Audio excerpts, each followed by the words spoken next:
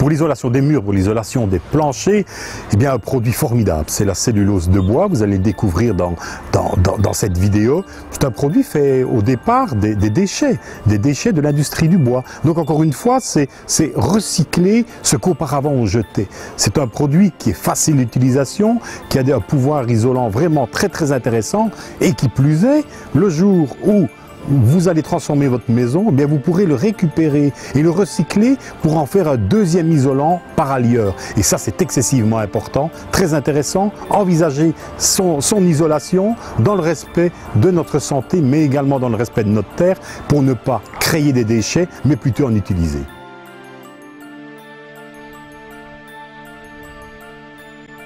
Alors la fibre de bois, c'est un isolant qui a un coefficient thermique qui est souvent égal à 0,038 ou 0,040, donc assez proche en tout cas des autres isolants. Il a en général une capacité à bien se préserver de la chaleur aussi en été, donc contrairement à des isolants plus légers, comme des polyuréthanes ou certaines laines minérales, laines de verre, laines de roche. Ici on a un isolant qui est relativement dense et donc on a une bonne protection thermique aussi en été. On a un produit qui effectivement émet de la poussière au moment du placement, mais comme le bois ou comme la farine. Et donc dans ce cadre-là, il convient pour le placeur effectivement de porter un petit masque au moment de l'insufflation. Mais sinon, par la suite, on a un produit qui est composé majoritairement de bois déchiqueté, qui est vraiment réduit effectivement en fibres. Et alors il y a 2-3 adjuvants qui visent à le rendre fongicide, mais qui sont des choses, des produits tout à fait naturels, il n'y a pas de traitement complémentaire. Il y a toute une série d'avantages sur le volet santé et environnement, tant au niveau de la production de l'isolant que son recyclage in fine après démolition de la maison dans très longtemps, qu'au niveau du placement ou de la vie dans la maison. La fibre de bois, la famille générique fibre de bois, effectivement, peut se placer en isolation de sol, de mur et de toiture. Maintenant, on a une gamme de produits aussi assez large et plusieurs marques.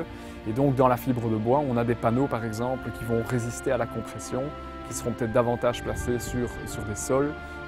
En mur, on a des produits qui permettent, par exemple, d'enduire directement sur l'isolant. Donc, on va aller chercher les fibres de bois qui ont ce pouvoir-là. Par contre, en toiture, où on cherche des épaisseurs en général très importantes, puisque c'est le gros de la déperdition thermique d'un bâtiment, là, on va travailler plutôt une fibre de bois en matelas ou alors isolée en vrac.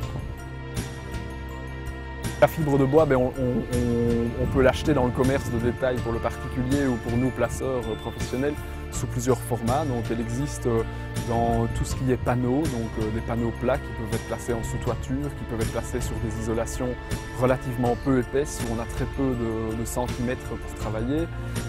Et donc là, elles vont être apposées directement sur une structure et vissées ou clouées. Elle est aussi présente en matelas, des matelas plus souples, un peu comme les matelas d'isolation classiques en laine minérale. Et alors on la trouve également sous forme de ballot en vrac. Et là c'est un produit qui est plus à destination du professionnel et qui demande une pose par un entrepreneur enregistré et agréé pour la pose de ce matériel-là. Et donc dans ce cas-là, c'est un isolant vrac qui est soufflé sous pression dans des caissons. Donc la fibre de bois en vrac, on va se situer à un prix du mètre cube autour de 85 € du mètre cube pour un chantier moyen.